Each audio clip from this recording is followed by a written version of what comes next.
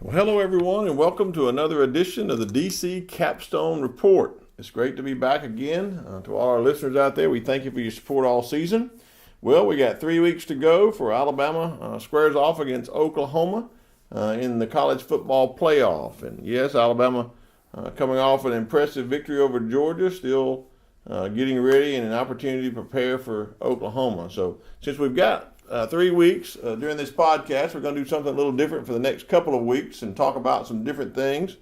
Lance and I have some content that we hope that you'll be appreciative of and want to listen to. So today in our first segment, we're going to take a look at the most recent Heisman race between Tua Tagovailoa and Kyler Murray and Dwayne Haskins.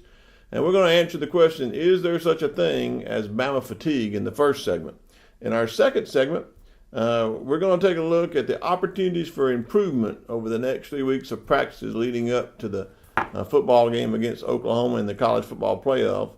And then finally, in our third segment, we're going to take a look at the coaching hires this past year and who stood out as coaches during the season, during this 13-0 season at the University of Alabama. The DC Capstone Report is featured each Tuesday morning on Tide 102.9, The Morning Blitz with Martin Houston. You can listen live at Tide1029.com. Well, here in our first segment today in our podcast, we're going to take a look at this past Heisman race. As many of you know, this past Saturday night, the Heisman voters voted and the votes were tabulated, and Kyler Murray won the Heisman Award as the most outstanding football player for the 2018 season, as voted on by the Heisman Academy. And Tua came in second. Of course, Dwayne Haskins came in third. And after a year of Tua just leading entire voting, leading and being the number one on everybody's list going into the final games of the year, it just seemed like a thud, if you will, to end, and people have voted Tua not the best player in college football. You know, I'm biased. I'm an Alabama podcast creator, so I'm an Alabama fan. But I just don't understand some of the voting that took place. But first of all, I think the one thing about the Heisman that we need to discuss here is what has happened to the Heisman. Has it become just a glorified popularity contest? And what we're seeing is all across the nation, we got regions that are voting for regional players. We've got teams that are voting, team players, and voting against a particular team. And then you've got people leaving off players that are very talented players off ballots to take away votes from them. And I think what's happened is the Heisman, once was a glorified award. It's still a prestigious award, and it still is today, but some of the luster of it's gone just because it seems to be a glorified popularity contest instead of really and truly looking for the best player on the best team with the best skills and the best character. In my opinion, I don't think you would have to look any further than Tua this year is displaying all of those characteristics as a Heisman winner. But then he comes in second place. Well, the question being is he ended the season on a high note against Auburn, throwing for and responsible for 6 touchdowns and leading us to a big victory against Auburn, and should have been his Heisman moment. And then we go into the postseason, into the SEC championship game, and he gets injured on the 4th play of the game, tries to tough it out, and has his team 7 points down going into the final quarter when he gets injured. And Jalen Hurts comes in with a miraculous story and leads us to victory. But it seems like voters across the nation penalized Tua for getting injured in that game and having a lackluster performance because of that injury.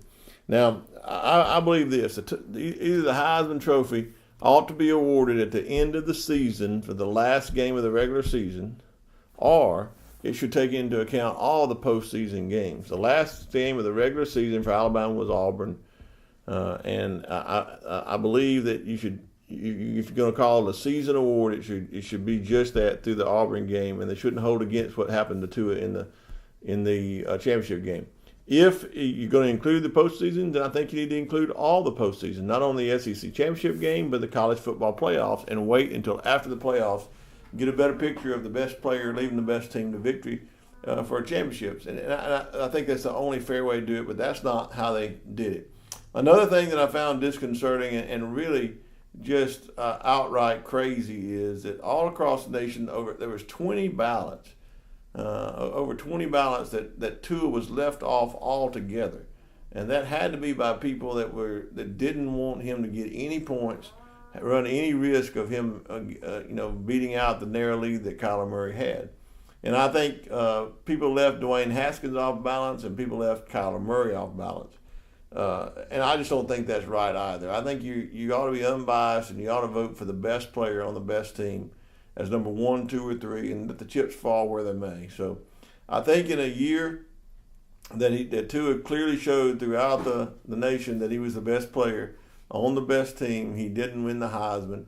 I just think that there's got to be something done for the voting, or call it what it is, a popularity contest, the most popular players in the football instead of the best player, the best character player in football. The final thing I want to talk about is I think there's something here across the nation that not only is it regional, it's this thing that's called Bama fatigue syndrome out there. Bama fatigue syndrome. Is it a real thing? Well, I think it is a real thing. And not only is it a real thing, it's also akin to the SEC fatigue. SEC has the best players, the best teams, the best conference, and everybody across the nation hears it. You see it all over the ESPN platforms. And I think everybody in other regions gets tired of hearing it. And because Alabama is in the SEC, they first off start with an SEC bias against them by certain sports writers and certain people around the nation. And then you have Bama themselves, who've done so well and just generated so much talk in the South. But across the nation, people are tired of hearing about how great Alabama is because they are so good under Nick Saban. So I think there is something to this Bama fatigue. And there are certain sports writers that just won't vote for an Alabama player. When Mark Ingram won the Heisman Trophy, when Derrick Henry won the Heisman Trophy, there were people against them, although they were clearly the best players in the league at the time when they won the Heisman. But I think there is such a thing as Bama fatigue, but there's nothing you can do about it. You keep playing the game, you do your best, and let the chips fall where they may, no matter what people say across the nation. Nick Saban has built a dynasty here in Alabama since coming here in 2007. We've had our first, Heisman Trophy winners ever. We've had 2 since then, and we have a chance to get another next year because I think Tua comes in next year as the odds-on favorite to win the Heisman Trophy next year. But in my opinion, this Bama fatigue exists. The Saban fatigue factor exists. A case in point, this weekend, news broke of a 5-star flipping from Michigan to Alabama. Immediately, Jim Harbaugh goes on the offensive because they lose a big recruit, and he starts putting out there the statement that, hey, I'm not going to the NFL. It's just a situation where people are using that to recruit against us. I think that's a knee-jerk reaction because Nick Saban is the most popular coach. Because right now, playing out on the landscape in the NFL is if you go to Alabama, you're seeing Alabama players blossom in the NFL, making money, making great plays, making big on teams, and this whole idea that, hey, you're never going to make it in the NFL if you play Alabama because they use you up at Alabama. This Bama bust syndrome in the NFL is not playing well for the people who are Bama fatigue people. It's not playing well for them. They're doing good in the NFL. And the story goes out there, if you're a recruit, hey, if you want to win the championships, if you want to go to the NFL and succeed, then you go to Alabama, especially if you're a safety or a cornerback getting coached by the best coaches, or now if you're a linebacker, or now if you're a defensive lineman, they're flourishing in the NFL. So the next landscape for us to cross is to get the quarterback. And I think Tua will be our best NFL prospect ever come out of the quarterback. And I do think that next year, even in the face of Bama fatigue, if he does what he's supposed to do and does well, I think next year my prediction is that he does win the Heisman Trophy. You have been listening to the DC Capstone Report. The DC Capstone Report is brought to you each time this week by RollTideBama.com and FreelancePitchers.com. Well, in the second segment, we're going to take a look in the second segment, at the opportunities that Alabama has to improve over this 3 weeks of practice leading up to the college football playoffs. And I think that's what exactly you do in a situation like this. You don't want to peak too early. You want to work on things. You want to work on your opponent, but you know that you know who your opponent is for the final game. You have an idea that of 1 or 2 opponents will be there for the final championship game should you win this game in the semifinal. So you know who your opponent is in the semifinal. It's Oklahoma. You concentrate on them. You have opportunities to game plan, scheme for your next opponent should you make it to the finals, either Clemson or Notre Dame, because you got some finite things you know here to work on. But I think it's also an opportunity for Alabama to work on 2 areas that I believe needs improvement, and we have room for improvement. You know, you have a 13-0 season. I was on a radio show this morning, and Martin Houston's show. I appear there every Tuesday morning on 102.9. You can listen at 102.9.com. Martin Houston has a great radio show. It's called The Blitz, 102.9.com. If you'd like to listen every Tuesday morning or any morning to Martin, he does a great job. But on there we talked about, is there any disappointments of this season? Well, I wouldn't call them disappointments. I call them opportunities for improvements. How can you be disappointed with a 13-0 season, playing in the opportunity to win another national championship? But there is opportunities for improvements. One of those, I think, is with our running game. I believe, I'll go out on a limb here and I'll say that I believe over this year, the underestimation of people out there was our running game, and what Burton Burns brought to that running game. I believe we underestimated the opportunities that he would bring to us. So I really believe that what he is doing out there, what he did out there for us is such a big thing, and I just really believe that we underestimated what he would do. And coming into this year, I think we missed his management of the offensive running backs game plan, and we missed his knowing who to go to for the hot hand. And I believe Alabama had opportunities to do that this past year, and we just missed the mark on who to go with the hot hand, how to scheme the running backs. Now, don't get me wrong, we have 4 great running backs I think can play on anybody's team, any team out there and be starters. And I love all of our running backs. I just think that the coaching-wise left a little bit on the table to be able to do that. And I think we missed Burton Burns. So we have an opportunity to get better at our running game on knowing how to manage our running backs and knowing who to go with a hot hand. So I look for us to be able to do that in these final 2 games. The second thing I think is kind of links to the running game, and I believe the second opportunity for improvement that we can work on is getting those tough yards when we need them. Anyone will tell you that if you can extend the third down, if you can extend drives by getting those 1 or 2 yards on third down, and run and just run over people and get that 2 yards when you need it, then you can extend those plays. I don't think we did a great job of doing that this year. I believe if you look at the statistics, you'll see that we have just about the same success rate on 3rd and 8 with Tua throwing the ball as we did on 3rd and 1 or 2, trying to get those extra yards. We were stopped a lot inside the red zone, trying to make those runs. We were stopped on 3rd down, 4th down, sometimes trying to make those runs. So I believe we have opportunities for improvement on how to get our jumbo package in there and take advantage of just man-on-man blocking off the ball and making a difference down the line. So look for these 3 weeks for us to improve our running game and to improve our short yardage game with our jumbo lineup, both on the line and in the backfield. Those 2 things will give us an edge over anybody that we were to play in the playoffs. Well, on our third and final segment, we'll look at some coaches. Alabama this offseason replaced a whole lot of coaches. And I just began to look this past week back at some of the ones and who had made their mark. And, of course, promoting Loxley to offensive coordinator worked out great. He did a great job. He's already gotten him a job, head coaching job at Maryland now. So we know he's done a great job in that. So I just think he's done a wonderful job as well. But there was a couple of other coaches, about 3, that I just know made a big difference. And staying on the offensive side of the ball, you don't have to look any further than Josh Gaddis. I think Josh Gaddis came on, and he was a huge hire as a wide receivers coach. And he made such a difference in our wideouts. We had some fast wideouts and some really talented with a lot of athletic ability.